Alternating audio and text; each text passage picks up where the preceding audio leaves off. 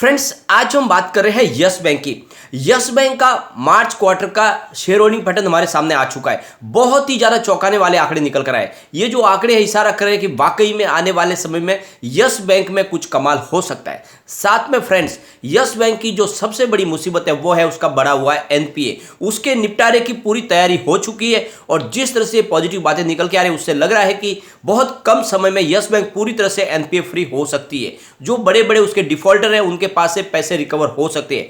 तो बड़ी बड़ी अपडेट है, उसको डिस्कस करेंगे। साथ में क्वार्टर 3 के रिजल्ट के आंकड़े हमने देखे थे, लेकिन इस बार अब क्वार्टर 4 भी आने वाला है तो आंकड़े बहुत ज्यादा पॉजिटिव हो सकते हैं। उसके पीछे वजह क्या उसको भी जानेंगे। साथ में बड़े बड़े म्यूचुअल फंड ने जो इन्वेस्टमेंट किया उनको भी डिस्कस करेंगे और सारी बातों को जानने के बाद ये समझने की कोशिश करेंगे क्या यस बैंक में जो निवेश किया है क्या वो आगे जाके हमें अच्छा रिटर्न दे सकता है या फिर यहाँ पे हमारा लॉस हो सकता है। काफी लोगों को लगता है कि यस बैंक का कोई भविष्य नहीं है। ऐसे लोगों की बहुत सारी एक बड़ी संख्या है जो कहते हैं कि यस बैंक में सब कुछ खराब है। लेकिन अगर आप अच्छे से समझोगे यस बैंक को तो दूसरी बैंकों से बहुत ज़्यादा इंप्रूवमेंट कर चुके हैं यस बैंक। जिस तरह से कम समय में अपने आप को इसने साबित किया है वो वाकई में काबिल तारीफ है और इसके दम पे कह सकते हैं कि इस समय जो प्राइस है वो बिल्कुल कौड़ियों के भाव में है। आने वाले समय में इसकी प्राइस बहुत तेजी से बढ़ सकती है। जब ये यस बैंक पूरी तरह से पटरी पे थे उस समय इसकी प्राइस 400 के ऊपर थी।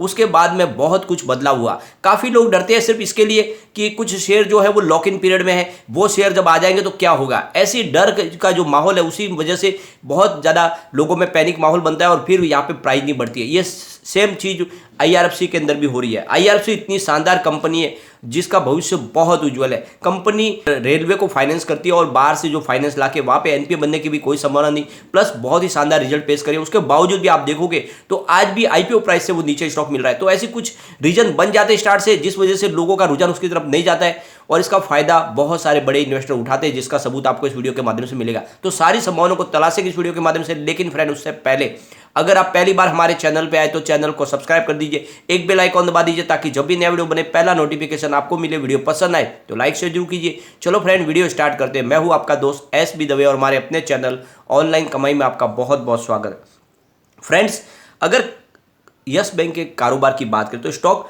14.55 पर था और यहाँ पे बुधवार को 0.68% की गिरावट हमें देखने को मिली थी और उसके बाद में आपको पता ही इस बार लंबी छुट्टियां है बाजार की। अब आप देखोगे तो स्टॉक थोड़ा थोड़ा करके नीचे भी आया है, लेकिन ये सिर्फ आपको यस बैंक में देखने को नहीं मिलेगा। बाकी बहुत सारे छोटे स्टॉक हैं जो काफ़ी नीचे आए और उसके पीछे वजह भी हमने डिस्कस की थी कि एफआई ने काफ़ी ज़्यादा क्वाली की है काफ़ी समय से।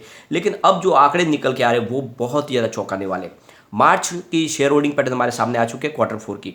तो आप देखोगे कि एफआई ने सितंबर में 13.89% की अपनी होल्डिंग ली हुई थी।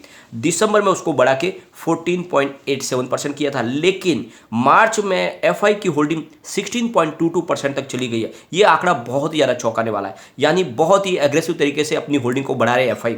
और आपको पता ही होगा बाजार की पार की नज़र सिर्फ एफआई के पास है। एफआई को पता है कि कौन से स्टॉक में निवेश करना चाहिए जहां पे कम समय में उनको अच्छा खासा रिटर्न मिले। तो जिस तरह से एफआई का इन्वेस्टमेंट यहाँ पे बढ़ा है यस बैंक में, इससे एक बात तो समझ में आ रही है कि वाकई में यस बैंक कमाल करने वाली है और इसीलिए एफआई की यहाँ पे होल्डिंग बहुत तेजी से बढ़ रही है और बहुत ज़्यादा बढ़ रही है। अब यहाँ पे डीआई देखे हमारे जो घरेलू निवेशक बड़े फंड हाउस, तो उनकी होल्डिंग में कुछ कमी आई है। आप देखोगे तो वो लगातार कम हो रही है। 39.90% की होल्डिंग सितंबर में थी, दिसंबर में 38.86 हुई और यहाँ पे अब देखोगे तो इस बार 38.76 हुई है। तो कोई बड़ी संख्या नहीं है, मामूली सी होल्डिंग कम हुई है, लेकिन अच्छी खासी होल्डिंग बड़े फंड हाउस ने लेके रखी हुई है। अब यहाँ पे म्यूचुअल फंड की बात करें तो 0.54% की होल्डिंग सितंबर में थी, दिसंबर में बढ़ा के 0.57 किया था, लेकिन इस बार म्यूचुअल फंड ने अपनी होल्डिंग को कम किया है, 0.47% किया है।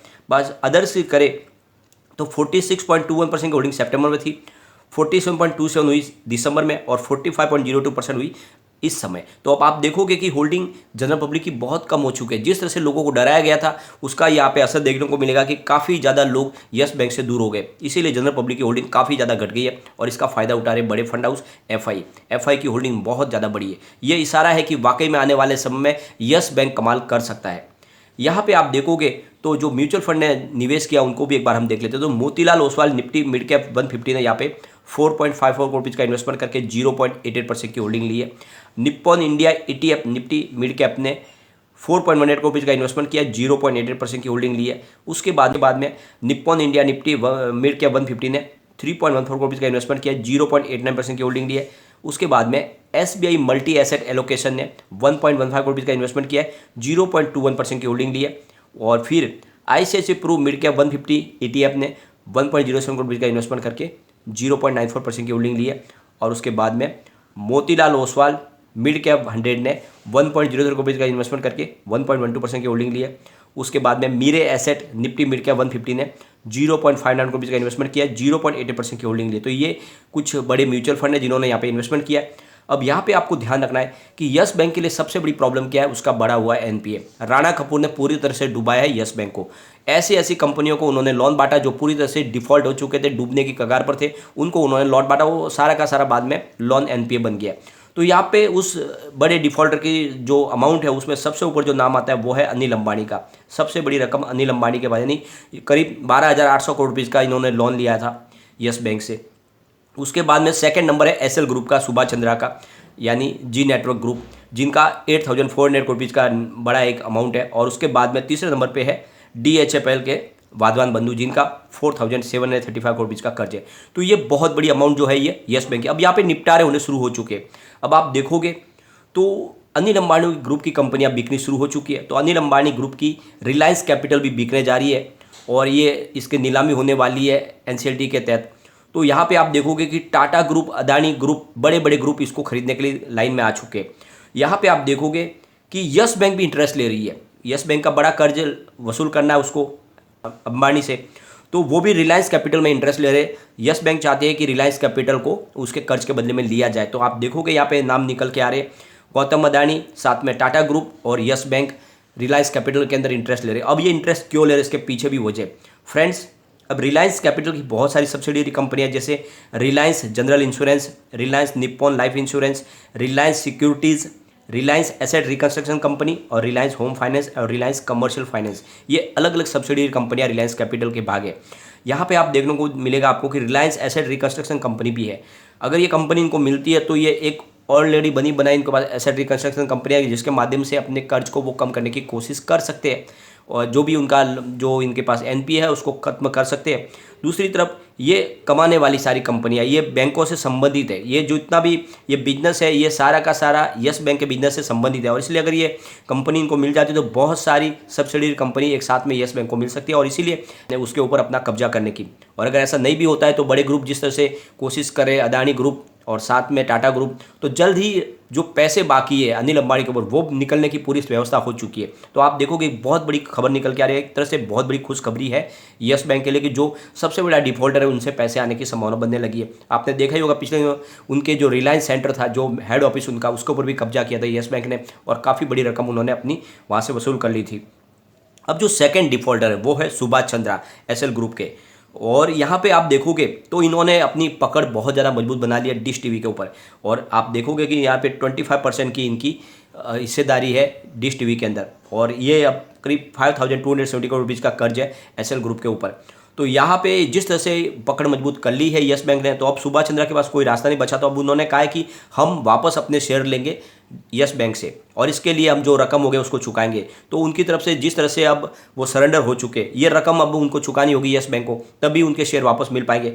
तो अब आप एक देख लो कि यस बैंक को जल्द ही ये कर्ज भी मिलने वाला है जो एसएल ग्रुप के ऊपर बकाया है। तो लगातार पॉजिटिव खबरें आ रही है। दूसरी तरफ वाधवान बंधु का मामला तो पूरा सलट चुका है। पीरामल ग्रुप ने ऑलरेडी DHFL को अपने कब्जे में ले लिया है। NCLT की कार्रवाई करते हैं तो ये कंपनी उन्होंने नीलामी में जीत ली है।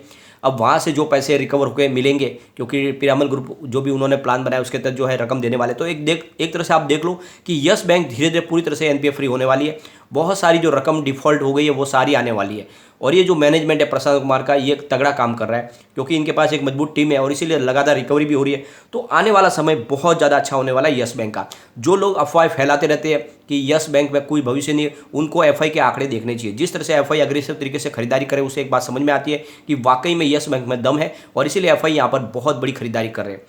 और यहाँ पे आपको एक बात का और ध्यान रखना है कि इन्होंने जो Q3 का रिजल्ट पेश किया था बहुत ही बेहतरीन था और Q4 के आंकड़े जो हमने इस बार देखे हैं वो बहुत ज़्यादा उत्साहवर्धक है। उससे एक बात तो समझ में आ रही है कि इस बार Q4 का रिजल्ट और भी बेहतरीन हो सकता है। और जो लोग कह रहे थे कि कंपनी इस बार बैंक लॉस दिखाएगी, वो बात तो अब होने की कोई सवाल ही नहीं है क्योंकि ऑलरेडी हमने आंकड़े देखे हैं, काफ़ी अच्छे हैं। अब आप देखोगे तो Q3 में कंपनी ने बैंक ने 2.15 थाउजेंड रुपीज़ का अपना रेवेन्यू बताया था, जहाँ पे 35.72% की ईयर ऑन बेसिस पे बढ़त देखने को मिली। नेट इनकम इनकी 265.76 करोड़ रुपये थी, जहाँ पे 79.96% की ईयर ऑन बेसिस पे बढ़त देखने को मिली। डायलूटेड EPS 0.11 था, जहाँ पे 83.33% की ईयर ऑन बेसिस पे बढ़त देखने को मिली। और नेट प्रॉफिट मार्जिन 12.34% था, जहाँ पे 32.69% की ईयर ऑन बेसिस पे बढ़त देखने को मिली। तो सारे आंकड़े बहुत ही शानदार थे, बहुत ही जबरदस्त रिजल्ट पेश किया उन्होंने Q3 का, और इस बार Q4 का रिजल्ट इससे भी बेहतर हो सकता है। तो कोई नहीं रोक पाएगा यस बैंक को यहाँ पे।